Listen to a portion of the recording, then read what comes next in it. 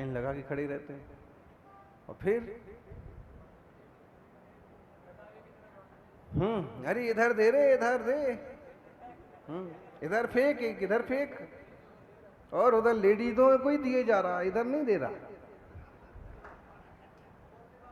है?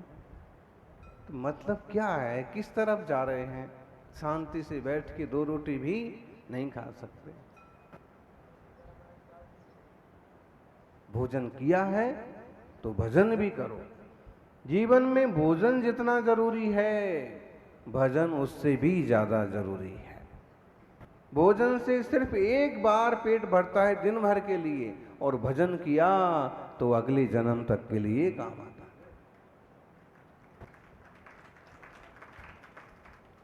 सज्जनों, भोजन भट्ट अकेली न बने। शरीर है, चलाने के लिए भोजन तो मुनिराज को भी करना पड़ेगा, लेकिन उसका सदुपयोग क्या करना है, कब करना, कितना करना, ये भी ख्याल होना चाहिए। बाजार का डिब्बे बंद, पैकेट बंद खा लिया, बाद में फूड पॉइजन हो गया, उल्टी होने लगी, दस्त होने लगे, रात को बक लिया और फिर परेशान हो रहे।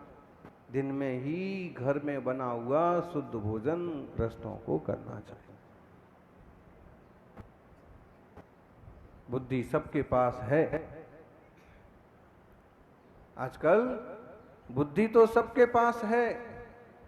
चालाकियां करना कि ईमानदारी रखना, ये संस्कारों पर निर्भर करता है। चालाकी 4 दिन चमकती है और ईमानदारी जिंदगी भर दमकती है। आपके पास बुद्धि है, विवेक है, उसका सदुपयोग करो। परोपकार में, औरों के हित में, आत्म कल्याण में अपने विवेक का उपयोग करो।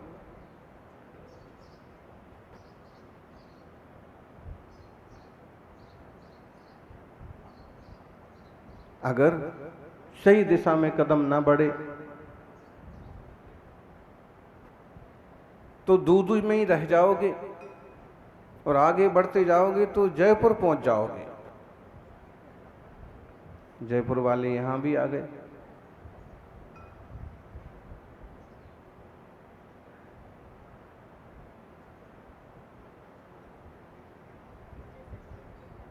हैं?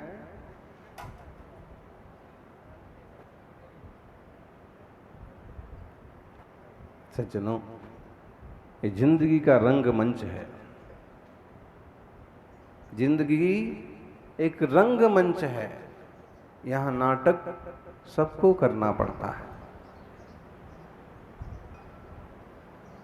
कोई नाटक करके अटकता नहीं है, और कोई नाटक करके उसी में अटक जाता है।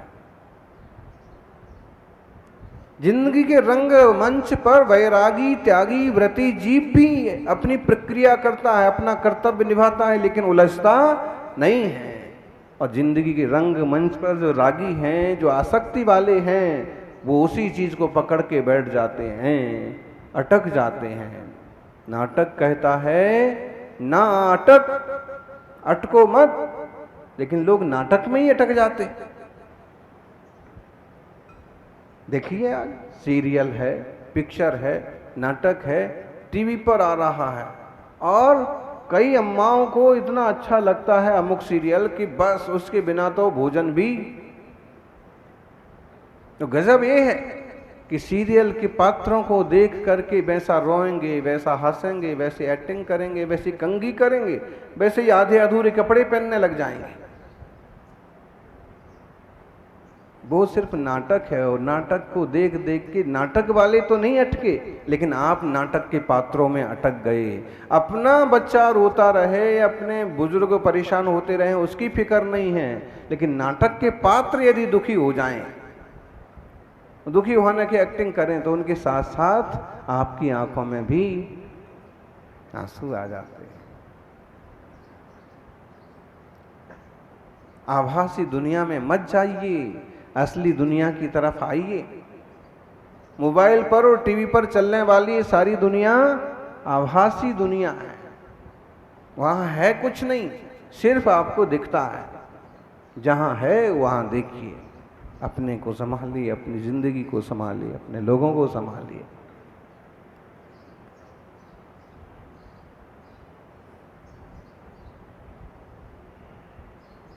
जितना समय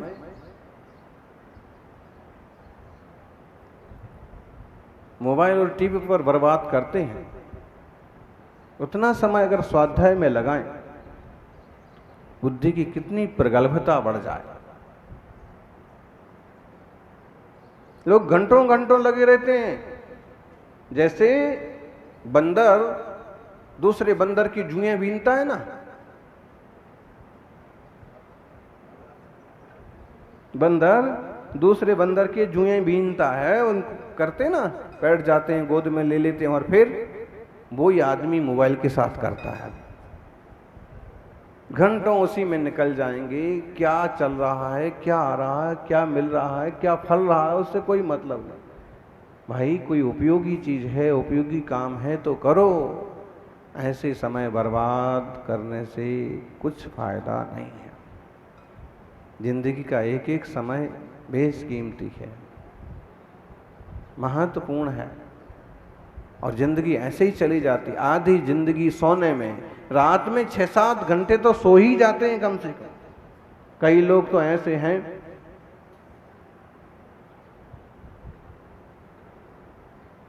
रात को 2 बजे सोते हैं और दिन को 2 बजे उठते हैं। ये उल्लू के वंशज हैं। ज्यादा से ज्यादा बीच में उठेंगे तो नाश्ता करने के लिए, खाना खाने के लिए। अरे भाई 10 बजे सो जाना चाहिए और 4-5 बजे तक उठ ही जाना चाहिए। और सबसे पहले भोर में ब्रह्म मुहूर्त में ब्रह्म का चिंतन करो, ब्रह्म स्वरूप परमात्मा के दर्शन करो। इतने विशाल सुंदर सुंदर मंदिर। आज दूदू की प्राचीन नसिया जी के दर्शन करने गए, गांव से दूर जरूर है, लेकिन रमणीय प्रांगण है। बैठो वहां, सामायिक करो, ध्यान करो, अभिषेक करो। नगर के 3 जिनालय हैं, सुंदर प्रतिमाएं हैं। और दूध पीते गांव को अब तो जिला भी बना दिया, दूधू को।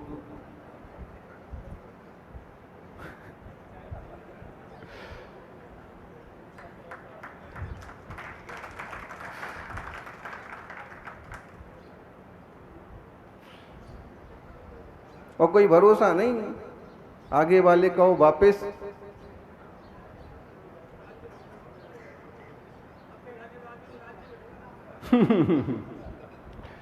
जो भी है, सोते रहने की बजाय थोड़ा जल्दी उठ जाओ, नसिया तक है, मॉर्निंग वॉक कराओ, घूम आओ, दर्शन कराओ।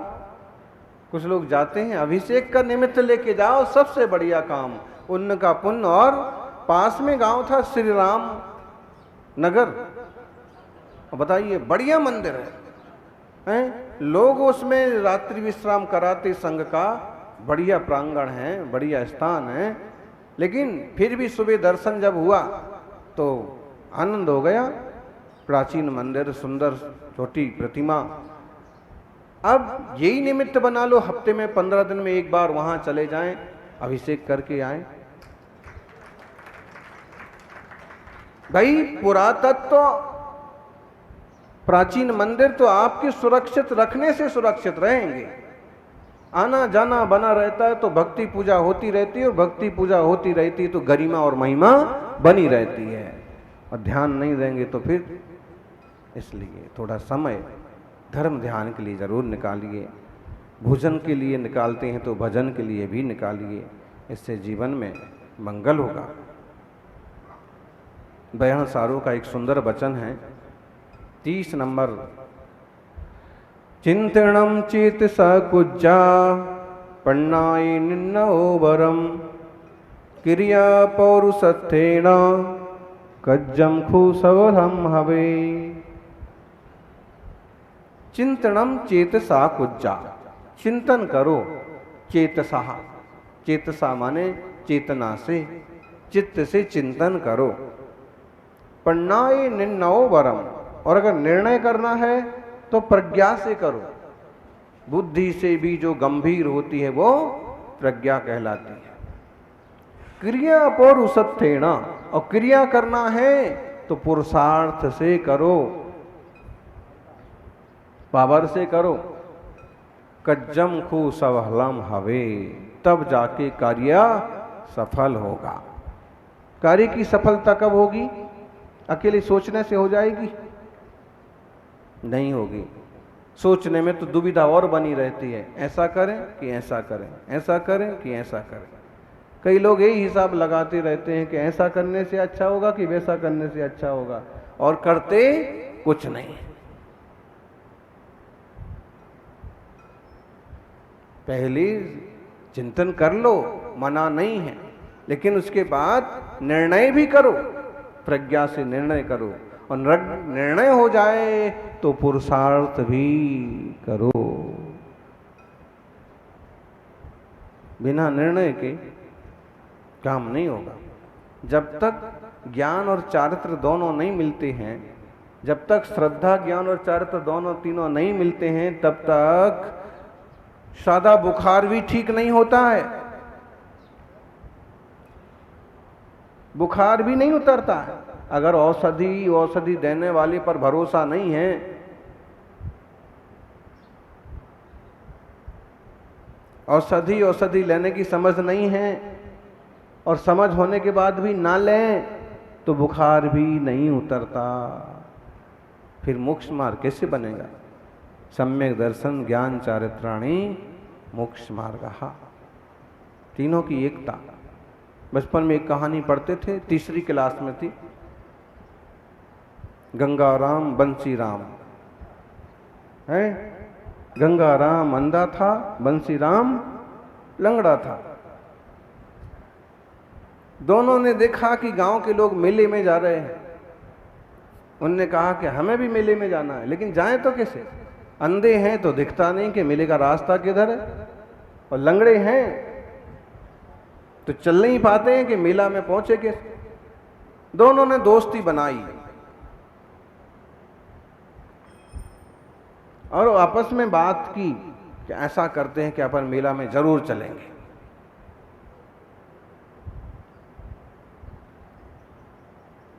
अंधे ने कहा, भाई लंगड़े तुम मेरे कंधों पर बैठ जाना, मैं चलता जाऊंगा और तुम आंखों से देख देख के मेरे को इशारा करते जाना, उधर उधर मैं मुड़ता जाऊंगा। और ऐसा किया तो अंधे और लंगड़े लोग भी मेले में पहुंच गए।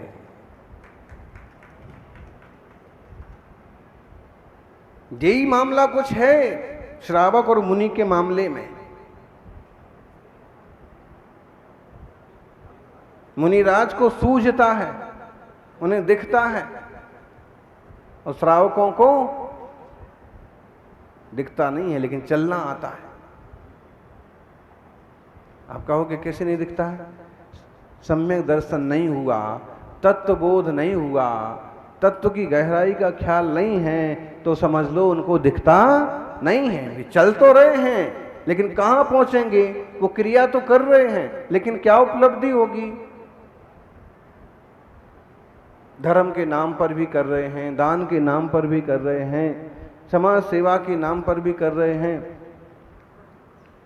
लेकिन उपलब्धि क्या होगी? जब सही क्रिया होगी, सही अर्थ में होगी। तो कहो कि मुनिराज को सूझता तो है, लेकिन वो एक तरह से उतना नहीं चलते जितना गृहस्थ चलता। गृहस्थ तो बस सवेरे गाड़ी में बैठा और अभी घंटे भर में दिल्ली से दूदू, और दूदू से जयपुर होके दिल्ली पहुंचने में देर क्या लगती? देर तो हमको लगने वाली है। सूझता तो है, लेकिन अगर इस संसारी जनों, एक गृहस्थ जनों के ऊपर मुनिराजों का मार्गदर्शन मिलता रहे, तो समझ लो कि दोनों भी मोक्ष मार्ग में चलते हुए। क्योंकि रत्नत्रय मुनिराज ही धारण करते हैं और उन्हें ही मोक्ष मार्ग बनता है। लेकिन अगर प्रज्ञावान कोई श्रावक हैं, गृहस्थ हैं, मुनियों के सानिध्य में निरंतर शास्त्राभ्यास करके वे भी सम्यक दर्शन, सम्यक ज्ञान और देश व्रतों के अधिकारी बन सकते हैं। चिंतनम चेतसा कुज्जा, पहले चिंतन तो करो। चिंता करते बैठने से कोई फायदा नहीं, चिंतन करो। पन्नाए निन्नओ वरम, प्रज्ञा से निर्णय करो। कुंद कुंद स्वामी ने कहा, शिष्य ने पूछा, मोक्ष मार्ग कैसे बनता है, कल्याण कैसे होता है, आत्मा कैसे ग्रहण किया जाता है? कह सो घिपदी अप्पा, समय सार की 296 नंबर की गाथा। कह सो घिपदी अप्पा, पन्नाए सो दुघिप दे अप्पा, जह पन्नाई बिहत्तो तह पन्नाई वो घितब्बो। शिष्य ने पूछा कि हे भगवान, हे आचार्य श्री कुंद कुंद स्वामी, बताइए कि आत्मा आत्मा आप कह तो रहे, लेकिन आत्मा को पकड़ें कैसे, जाने कैसे, ग्रहण कैसे करें? तो कहते हैं प्रज्ञा से ग्रहण करो। बुद्धि नहीं कहा, क्योंकि दुनिया में बुद्धिमान तो बहुत लोग होते हैं, अपने काम बनाने में माहिर बहुत लोग होते हैं, लेकिन स्वकार्य साधने में जो माहिर होती है वो बुद्धि प्रज्ञा कहलाती है। और परिपक्व बुद्धि, बुद्धि का और प्योर रूप वो प्रज्ञा कहलाता है। बुद्धि, मेधा, प्रज्ञा, ज्ञान, विवेक, समझ सब एक जैसे लगते जरूर हैं, लेकिन इनमें भी काफी अंतर है। तो प्रज्ञा से आत्मा को ग्रहण करो। कैसे? जैसे प्रज्ञा से निर्णय किया था ना कि आत्मा है, ये पुद्गल है, ये जीव, पुद्गल, धर्म, अधर्म, आकाश, काल, ये 6 द्रव्य हैं, ये 7 तत्व हैं। जैसे प्रज्ञा से जाना था, ऐसी प्रज्ञा से दोनों को भिन्न भिन्न भी करो। और भिन्न भिन्न कर लोगे तो आत्मा का अनुभव हो जाएगा। पन्नाई निन्नओ वरम, प्रज्ञा से निर्णय करो। देह मात्र में नहीं हूं, मैं तो अविकारी चैतन्य तत्व हूं, जानने वाला आत्मा। फिर जब ये निर्णय हो जाए तो पुरुषार्थ करो, उसी में रमने का, जमने का, निश्चय और व्यवहार चारित्र प्राप्त करने का। क्रिया हो पुरुषत्थेन,